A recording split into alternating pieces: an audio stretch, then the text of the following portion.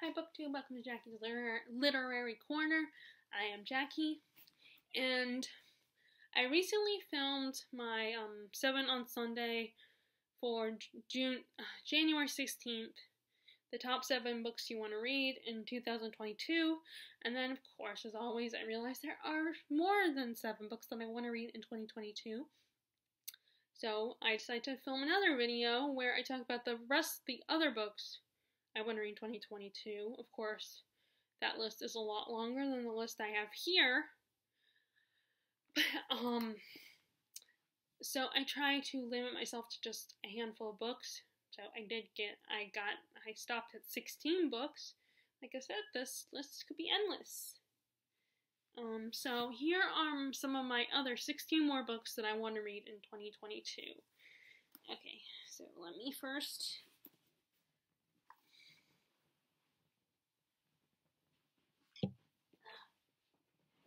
First is a book that is written by a booktuber. I know it's going to be a series. She has not written the next book because, personal issues around not just COVID issues, but other issues as well. So she hasn't gotten to writing the second book. I don't know if there's how many books after, how many books she's going to write. But I still have not picked up the first 2, but I got it back in 2020 for a birthday gift. The first one, and that is Peace and Turmoil from the Dark Shores series, and the author is Elliot Brooks.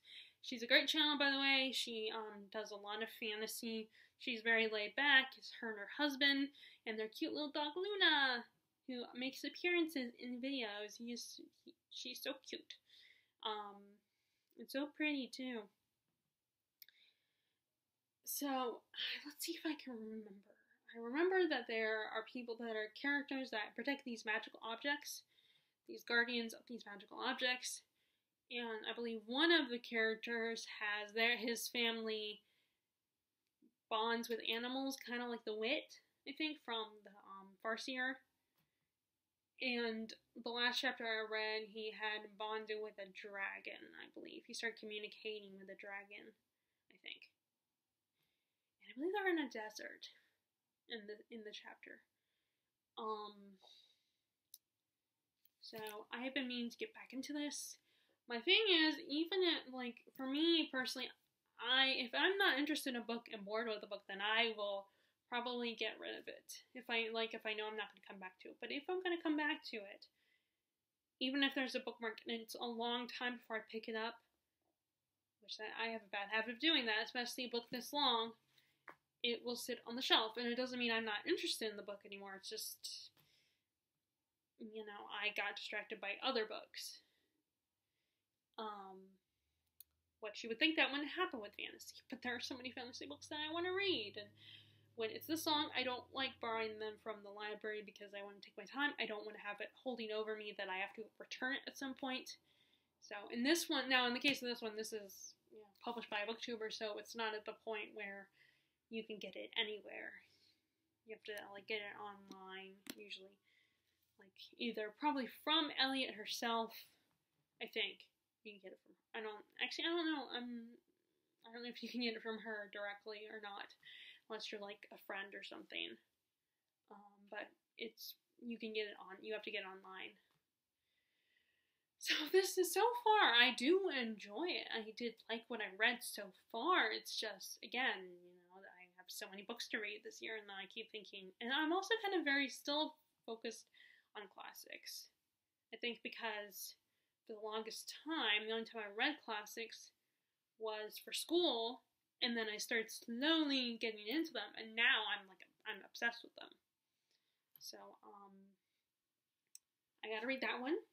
This one, I think, should probably be a major priority, even if it takes a long time, even if it takes her a lot longer to get to book 2, get started on book 2. Okay, so next is, I tried to, when I wrote these out in a Word document, I tried to organize them in a way that was, not just a bunch of fantasy and a bunch of classics, a bunch of, I tried to organize where I did fantasy, classic, historical, horror, although I don't think I've done horror on here. But I'm sure there's plenty of horror that I need to read. There is a dark academia book on here, and that kind of has a horror element to it. But next is a classic, one of the Russian classics, and that is Master and Margarine. And this is the vintage edition. I love these vintage editions, especially the Russian ones. I was tempted to get the War and Peace one and the Crime and Punishment versions, but the copies I have are really good, and I do like those editions as well. Not as like I like these just a little bit better, but I try to restrain myself, not add, because there's so many editions of these classic books that I like. So thankfully, because I decided to wait before I filmed this video, I did get a chance to hear more about this plot because I forgot what it was about. But so from what people have said, people like Caroline Marie Reeds have said, the devil comes to Moscow. And I believe there's a talking cat in here as well. So it's one of those make a deal with the devil kind of thing. And I love those stories. Some of the horror books I've read lately that have gone to kind of had that element of making a deal with the devil, or the devil showing up and people not realizing it and being corrupted. Or if it's not the devil, it's at least someone that is very devil-like, or just very evil and demonic or something. Or maybe not even demonic, just plain evil. Now, I have not read Addie LaRue, but I'm still thinking about that one. I might just wait and get that one out in paperback, because I don't know if I'm going to love that one or not. I think it is a very polarizing book. People have mixed opinions. But this, I figure, it's definitely shorter than some of the other Russian classics that I have. So part of me feels like I should read this one, and then get to some of the other ones, but I keep thinking about Anna Karenina, which is also on this list. But I feel like I should prioritize this one first, especially because it's not as long as the other ones. Okay, so next is actually another classic, and it is a Jane Austen, the only full-length Jane Austen novel that I ever read, unless you count Lady Susan, which technically that's a epistolary novel, so it's kind of not a novel, kind of is a novel, because it's in novel format, but it's a bunch of letters, probably even diary entries. And I did see the movie adaptation called Love and Friendship, and I'm curious why they changed the title, because I guess they found Love and Friendship is more cinematic than Lady Susan. Like more cinematic sounding, maybe calling it by a person's names doesn't work. I don't know. I'm curious how that all works.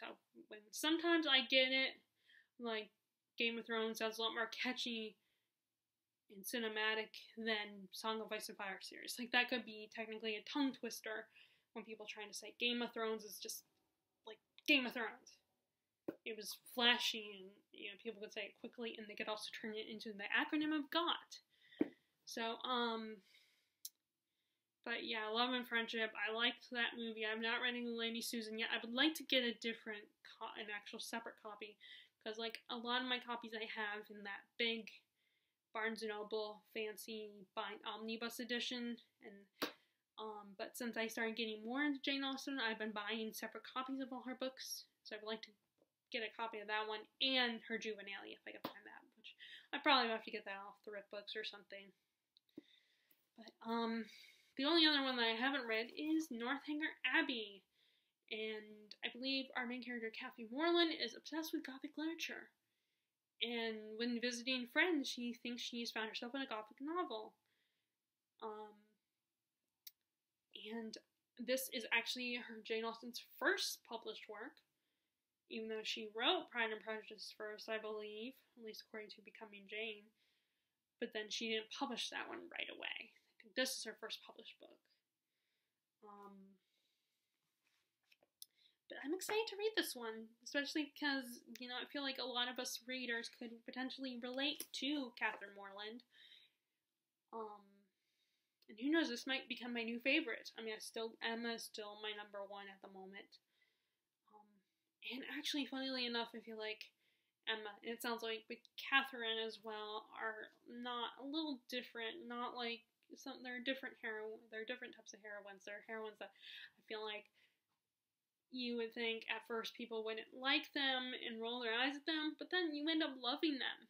And now, I don't know, obviously I haven't read this one, but the vibe I get from what this book is about makes me think that Kathy Morland might be like Emma in the sense that, you know, she could be a polarizing character. But I do think, like I said, I feel like people could relate to Catherine because of her love of Gothic literature. It's always funny when it's like you have an author, a character who loves literature, and you're reading a book. You're reading a work of literature about that said character. So, yep, and read that one. These off to the next is another classic. So I kind of failed with the organizing this way, where I have fantasy, classic, historical, horror. So mostly it's fantasy, classic, you know, classic, but at least they're all they're classics. They're kind of different. The next one is the classic Anna Karenina by Lev Tolstoy. So, again, vintage edition. So this is probably one of the more famous ones of Tolstoy's. And actually, the title character does not appear right away in the story from what I've recently heard about this. But we have kind of two stories. You know, we have our title character, Anna Karenina's story. She goes to this country and goes to Russia and marries this, I don't know if he's a Russian prince, or if he's, let me look at the description.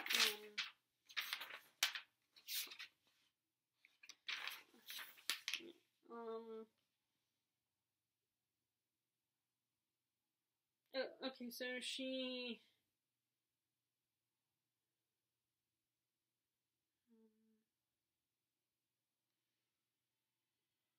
I'm not sure, I don't know if, like, she gets married, and I think Count Vronsky, I don't know if Count Vronsky is the guy she has an affair with, but, she gets married, but ends up having an affair because she doesn't love her husband, and, meanwhile, we get the story of Levin, an awkward idealist, and he is in love with a woman that doesn't love him back, and I think he's supposed to be a stand-in for Tolstoy himself, and I do believe that he is a fan favorite. Everyone just loves Levin, and I'm eager to find out why. He's probably one of those characters that's so lovable and such a little teddy bear, you just want to hug him. But yeah, I'm excited to read this. I am definitely eager to read this. Like I said, I feel like I should read Master and Margarine first because it's not as long. And this one is pretty long. Like, see, this edition is, let's see how many pages. I don't know why they have so many pages in these when they print out these books. 963 pages. It's close to the thousands.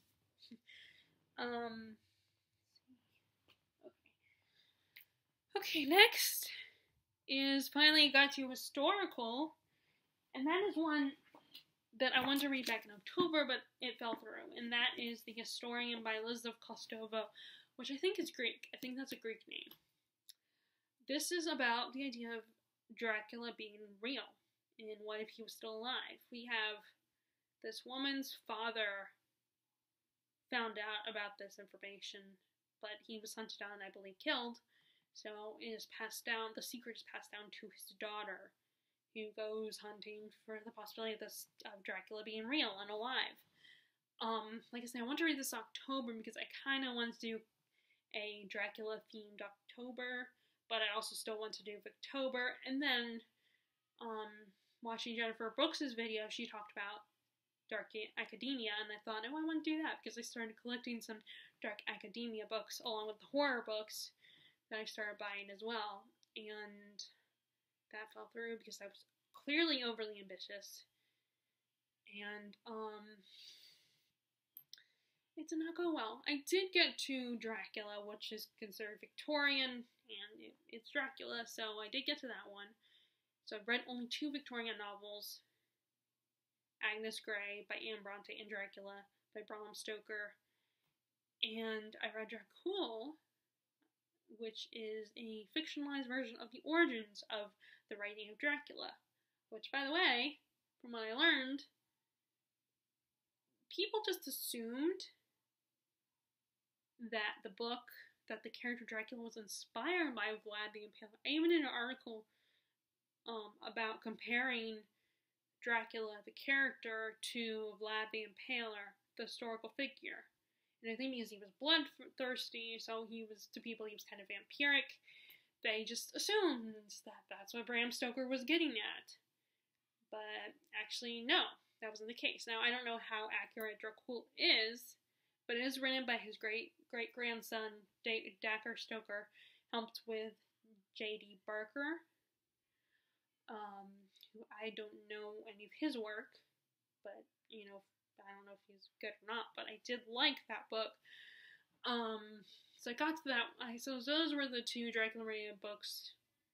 I didn't read any Dark Academia. I think I might have dipped my toes and picked up one, but I saved that for November, but that fell through as well. So that's the problem, is I try to do themes, and then it does not follow through. I do not follow through with that. So I did not get to this book, but I want to read this soon. And I think it would be kind of nice if I could get to some of these books I would love to get to through the next 3 months, but it's halfway through January. Well, a little bit over. Well, not exactly halfway, but getting to the halfway point. And I'm still reading a nonfiction as we speak. So, and I did start reading a fantasy book as well, because fantasy, I felt like I kind of fell down when it came to fantasy. So, but yeah, I'm really liking this so far. I thought it was really interesting, the idea of Dracula being real and alive. I think it's one of those things where it could be cool, also it'd be really terrifying, because, he could suck your blood and kill you, or turn you into the undead thing. And I don't think it would be like in the movies. Yeah, if you became a vampire, you'd have fun, probably. But, I think probably what Buffy on the Vampire Slayer says to her friend who was sick and wanted to become a vampire in season 2. He was sick and dying, so he decides he wants to become a vampire so he can live forever, and she tries to tell him it's crazy, and that he will never be him. He'll just be some undead thing, because the demon will set up shop in his body. And that's probably how it really is, if vampires are real. That is. I don't think it's that romanticized version, and I think people don't have to worry about the sparkliness of the Cullens. I know people take issue with that. And that joke gets really old really fast. Like I said, I'm not a Twilight fan, but I do get kind of tired. People oh, I don't want to sparkle like the Cullens. Vampires shouldn't sparkle. How dare she? I think people need to get mad at Stephenie Meyer for other things other than what she did with the vampires. I think there are other things people should take issue with, which they do. But anyway, so back to this. So I want to read this one as well. So next is the stack. Next is another historical, and that is The Physician by Noah Gordon. So I got this one. This is another one I got from the Roast Office. A lot of these are either from the Roast Office or from Thrift Books, and a few of them are from Books A Million. But this is about a young boy who he is orphaned and becomes apprenticed to a barber physician, which is a traveling salesman type who performs, little shows and stuff. And, but the boy wants to be a physician for real. And I do not remember his name, but, so as an adult, he knows that the best schools for magicians are in the Middle East, in Persia, and of course at the time they did not like Christians were banned, so he claims he is Jewish so he can go to the school in Persia. And this is a movie, apparently. I don't remember the movie coming out, but I probably wasn't interested at the time. And I love that it's, first of all, I think it could be potentially really emotional, especially because you find out that this kid has an affinity for death. He can sense when people are dying and ease their pain. And I think this could be a really emotional and beautiful story. And also, I don't read a lot. I admit that sadly, I don't read a lot of books that are set in the Middle East. I'm slowly trying to change that. Like, I didn't read The Alchemist, which, that's not the best example, but it, that does take place in Spain. So I do want to, like I said, I want to read in books outside of Europe, which Spain is in Europe, but you know what I mean. And so far, I like what I've read so far of this. I just haven't picked it up again.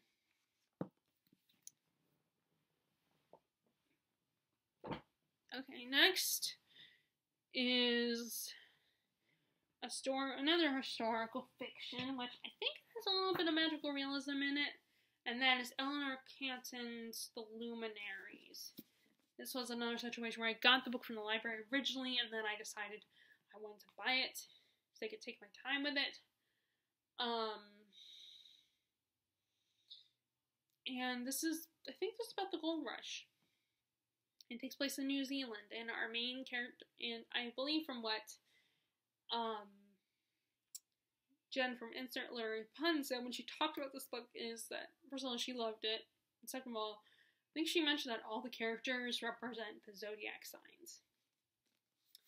But it's just, I love the writing, and I definitely I want to know more. I want to read it. I just haven't picked it up yet since then. And it is a Man Booker Prize winner, so it's gotta be worth something. I wouldn't buy it if it wasn't. Okay, so next book I'm going to talk about is the other Russian classic that I want to read before I get back to War and Peace, and that is Brothers Karamazov by Fyodor Dostoevsky. And I don't know what I can tell you so far. I don't know if some of the stuff that it says on the back is a spoiler, but it's about this family of three brothers. Two of them have the same mom, and one of them is their half brother, and they do not get along with their dad, who I think is a bit of drama king, and he's a compulsive liar, and they might decide to take care of their dad, is all I'm gonna say. And so it's a family drama. I love family drama stories. They're very intriguing to me. Now, certain ones I would rather read over buying them, but this one I definitely want to read. And I think this is Dostoevsky's last book before he sadly passed away. Again, another story where I like what I've read so far, but, I got distracted. And this is a little bit of a slower book, so I need a day to read this when I have not very many interruptions, when I'm, off from work, and I'm just hanging out.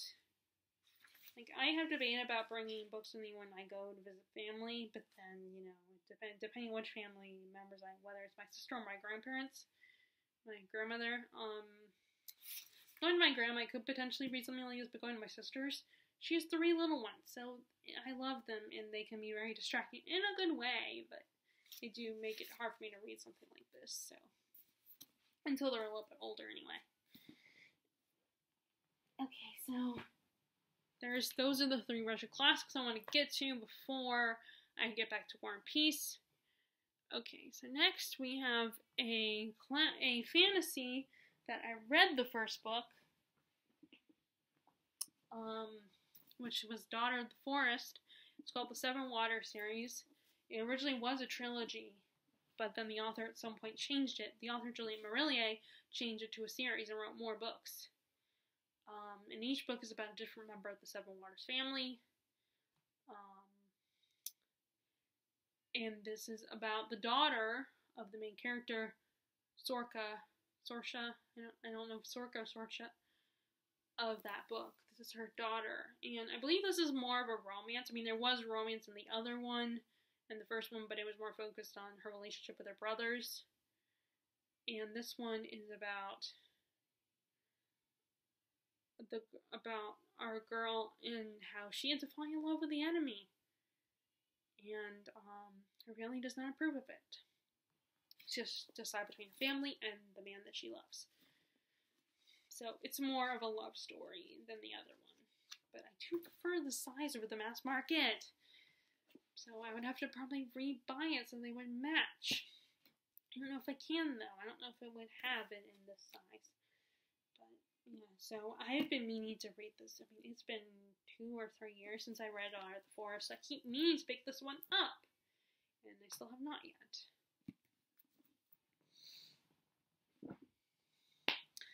Okay, so next is another classic, but a French classic. One of the more popular ones. And I just got a new copy of it. And it is Les Miserables by Victor Hugo. And I did not like The Hunchback of Notre Dame, but I liked this one because I had the mass market copy of it. Now, funnily enough, I read it before, but it was an unabridged version. An abridged version of it. And at the time, which I was young, I was a little bit younger and not as experienced, I preferred watching a movie or watching the stage musical, and I'm one of those people who does love the recent movie adaptation of the musical. I love that, along with some of the other ones other movie adaptations that people do not like for reasons. But, so I have been wanting to give the book another shot, and I got the mass market, I read it over the summer. I didn't finish it, but, because, I mean, look how long this is. I mean, if I can't finish an 800-page book, then I cannot finish this one. So I wanted a different copy, and originally I wanted the Penguin Deluxe, but because I'm trying to stick with the budget, and this is was my first purchase of the month, I decided to stick with cheaper one that's still nice, and so it wouldn't be cost as much, so I could still make purchases at Books A Million as well. And this one is still in great condition. It does have and actually, which to me this is really cool, this is a positive, is it has notes from the previous owner, like marking her favorite quotes and stuff, and her thoughts, which I feel like, I don't know, this might be one that I might need to start over with, because I don't know if I still have my copy. I might have it, because it might be over in the corner by my shelf, and not in the donation pile. But I might still start over anyway. But I really love this. I love the color, the wine red color. Like, I prefer a darker red over bright red. It matches my clothes. I thought about asking Mom about going to BAM today, so I might end up. So I could take this with me, and I match. I should take a picture like this, and like, it matches. But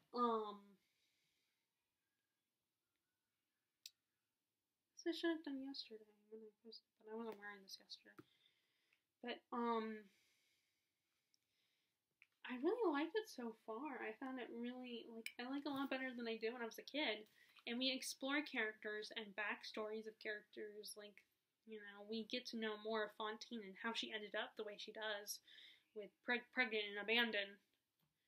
And we learn about the priest that took in Jean Valjean and forgave him, gave him a chance to redeem himself. And we get a little bit more information on Javert as well. Get to know him and why he's the way he is. I remember Dad and I talking about that when I first saw a stage production of the musical, a professional one, because I have seen a high school version of it at one of our local high schools where I used to live. But I saw an actual professional performance, and I remember us talking about it, and I did kind of start to defend Javert a little bit, and then my dad pointed out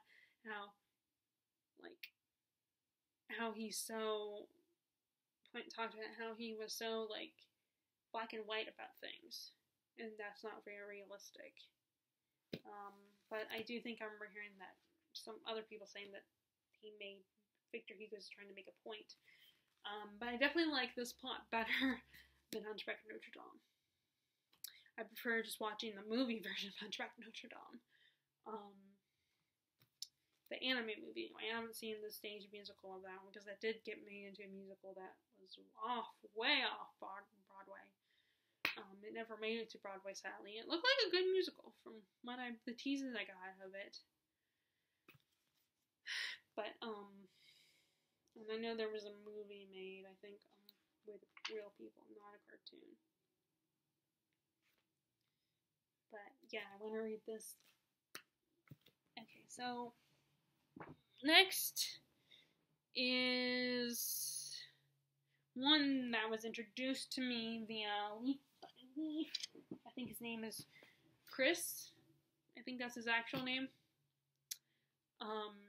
And that is The Recognitions by William Gaddis. And what really got me is listening to his review about this book. And it's basically this guy who, he grows up in his mom dies. His father is kind of absent-minded, doesn't really take care of him. So he kind of has a nanny that takes care of him, and she's very religious. And when he grows up, he ends up spending his whole life making copies of other people's works, even though he wants to do his own work, become a painter, an artist. He ends up spending his whole life painting copies, and to the point where he feels like a little downtrodden about it, and feels like no one ever makes anything original anymore. And this also kind of has the deal with the devil kind of thing. Not an actual devil, but like a businessman kind of person, and I like it, but the writing style is something I'm not used to. It doesn't have any quotations around the dialogue, so sometimes I get confused with the dialogue, and it's definitely a book that requires me to have full concentration, no distractions when I'm reading it, so I can get pretty far in it.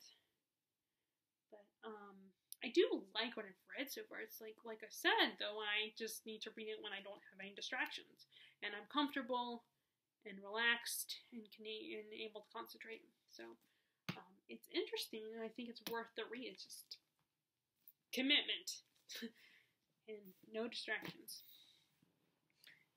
Okay. So next is a classic. Where is it? Did I forget to grab it? Oh crap, I think I forgot to grab it. Okay, I'll be right back.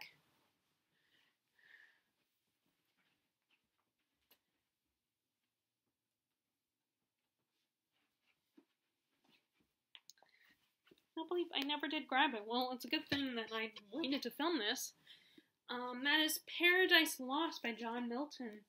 As you can see, I'm getting more into epic poetry as we speak.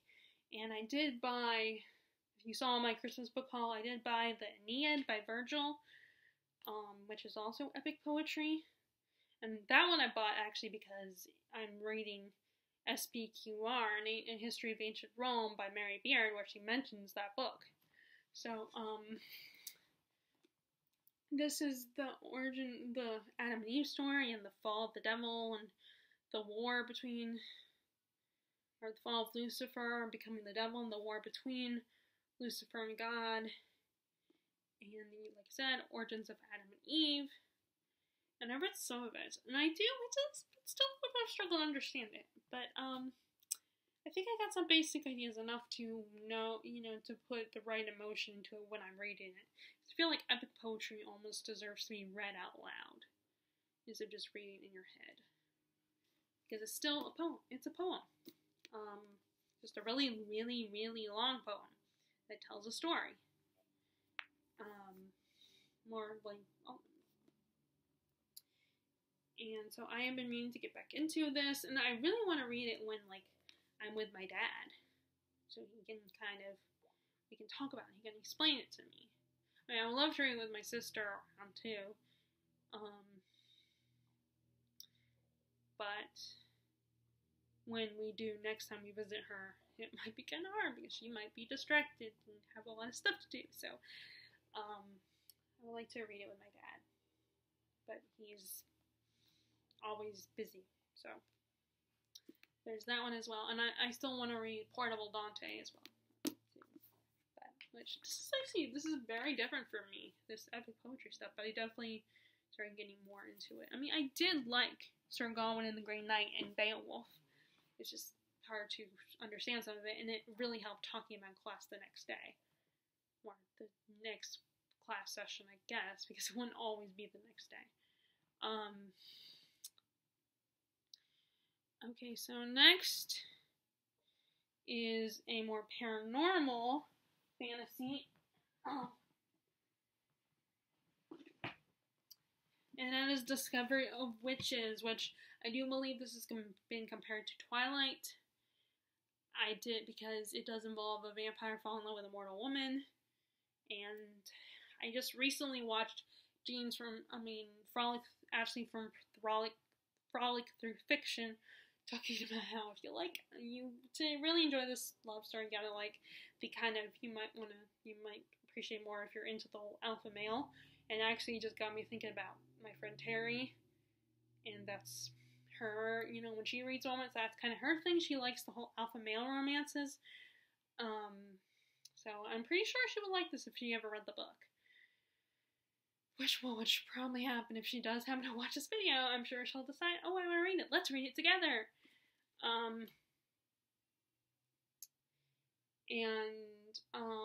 Which, I mean, you still have someone to talk to about it. But I have so many other books to read that it's like I don't, it's hard to prioritize buddy reads when, like, there's other books I want to read at the same time.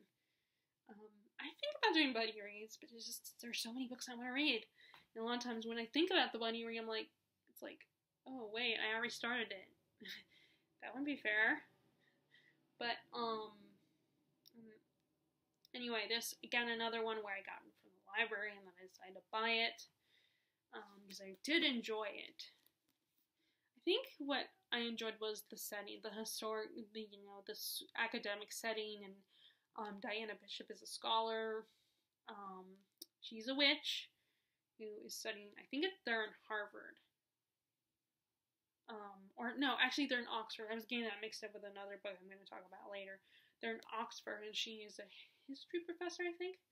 And she finds, while studying in the library while on vacation, she comes across, I think it's vacation or it's the weekend or something, she comes across a manuscript with information that affects the vampires and the witches, and it gets the attention of all of them. And Diana, who's trying to walk away from, she doesn't want to be part of the magic world and witches and her coven, so she walks away and gets rid of it, but then everybody becomes obsessed and follows her around and stalks her.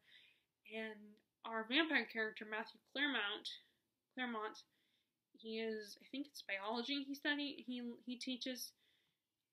He finds out about it and decides to offer his protective services, and of course they fall in love. Like I said, it is very similar to Twilight in that sense. But I like that Diana is a witch, first of all, and I feel like it's a more mature story. And then on top of that, I love the setting, how she's an academic. I think that's so cool. It makes it more appealing, in my opinion.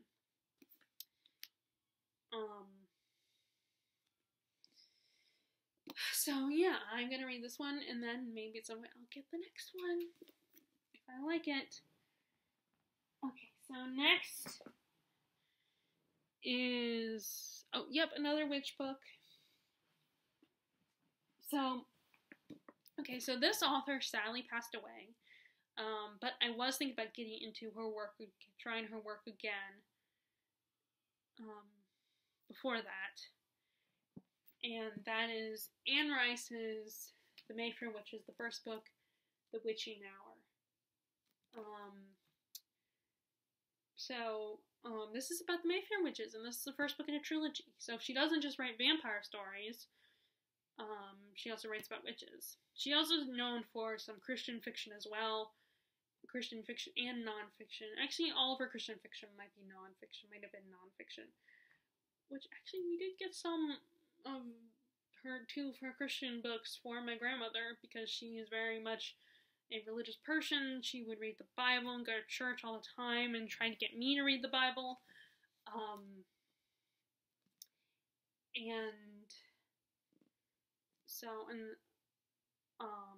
She has sadly, towards the end of last year, sadly Anne Rice passed away. And I was watching Jennifer Brooks' video where she talked about she might this year read Anne Rice books in honor of Anne Rice, in honor of her. And I suggested that to Terry, who's also a fan of Anne Rice, particularly her vampire books. And I did like her writing and the history she built up in the story. It's just a long book, and I cheated a little bit and looked ahead, and at the time, I wasn't feeling how it's going to turn out. But this time, I'm giving her another chance, because I did like the writing, and the characters were intriguing. I'm just gonna go with the flow. So there's that one, and there's 3 books, like I said, Lasher in Taltos. I don't know if I'm saying that right. So, and hopefully I can get them all in this edition. So that was the last witchy book that I have here, and then I have 2 more books to talk about. So first is one of the Dark Academia books I wanted to read, along with The Discovery of Witches back in November and October, and that was Ninth House. I hear there's a lot of polarizing opinions about this book. I know that this is Brittany in the books it's her one of her favorites. She really connects with the main character, Alex Stern. So Alex is a girl that has a rough life, and somehow she gets a scholarship into, this one I think is the one that uses Harvard. Let me see. Oh, no, Yale. Wait, no, let me just...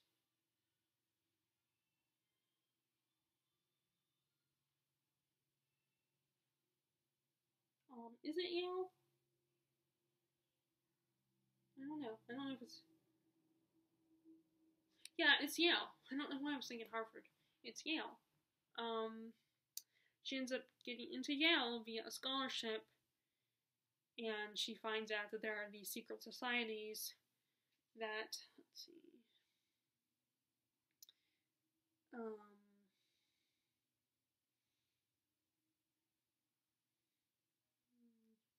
secret societies that deal with the occult activity and forbidden magic. And there's that story, but there's also another story, because it goes back and forth between past and present. And Alex, there's a guy that she's her potential love interest, Darlington, gets kidnapped or goes missing, and it's up to her to find him. And that's the other part of the story. So, and I believe this is I don't know if this is gonna be a trilogy or a series, but, yeah, so it's, like I said, I heard people have very mixed opinions about this one, and, now for me personally, unlikable characters don't necessarily bother me. There are occasions, like, what was it called?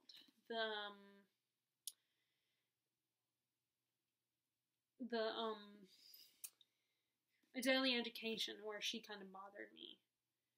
She was that annoying teen that is, woe is me, my life sucks. Granted, it kind of did, but just, she wouldn't have had her complainingness was very annoying. And plus, it didn't help that it was a lot of info dumping. So,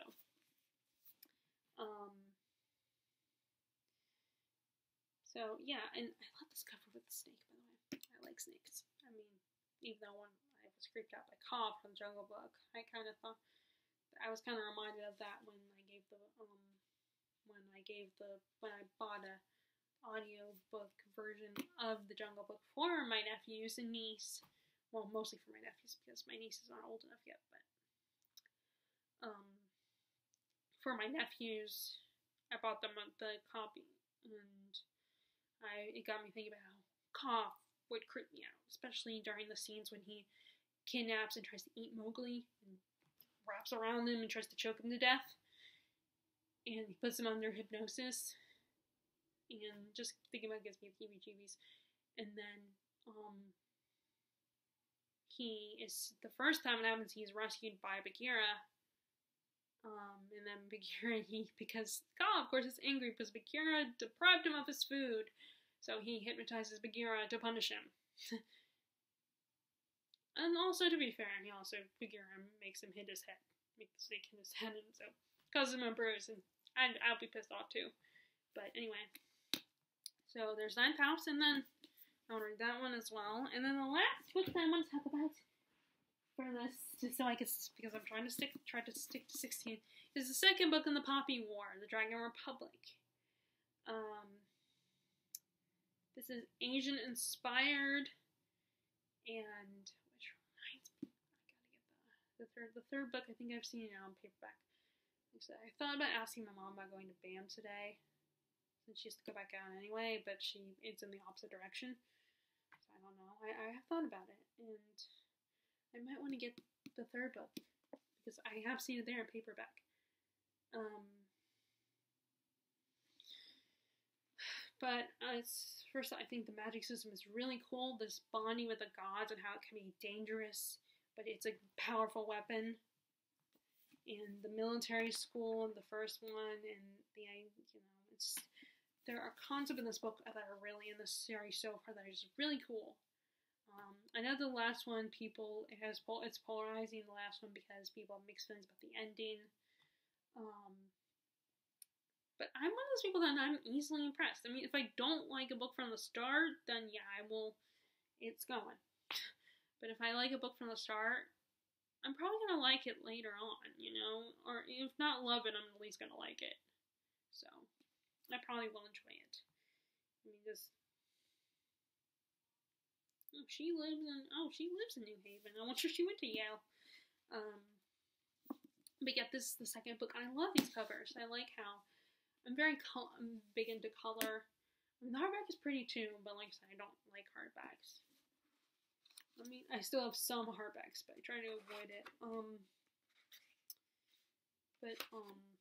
I like how each book is a different color, aesthetic. The other ones, the hardback ones, are all white, but with the color, the color of the paperbacks with the smoke and stuff. So, and I like the image of the phoenix. If you read the book, you know what this is, probably. So, those are the 16 books. Of course, there's probably 10 times more books that I want to read. And I'm still gonna do my favorites, but I don't know when. Maybe this weekend, or maybe when I have my next day off, which will probably be Sunday, I think. Yeah, I think it's Sunday is my next day off. So Sunday,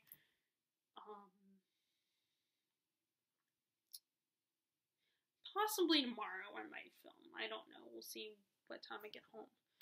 Although, as long as it's my mom picking me up, I'm good. Because my dad, he'll go golfing or something, and sometimes I will make him late picking me up.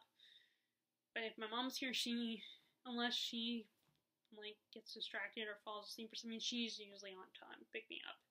So if she's picking me up, then I'm good. But if it's my dad, then I might be getting home a little bit later than I would like to. So maybe I'll film tomorrow. I'll see how I feel. Although I'm usually pretty tired when I get home, so I don't know. I might just wait until this weekend. The Sunday, Monday, or Tuesday. Anyway, so those are some 16 more books that I want to read in 2022. If you guys like this video, be sure to give it a thumbs up, click subscribe if you haven't already, click the bell notification below if you want to be notified when I post new videos. As always, I hope you're enjoying your reading and you are staying healthy, and I will talk to y'all later. Alright, bye!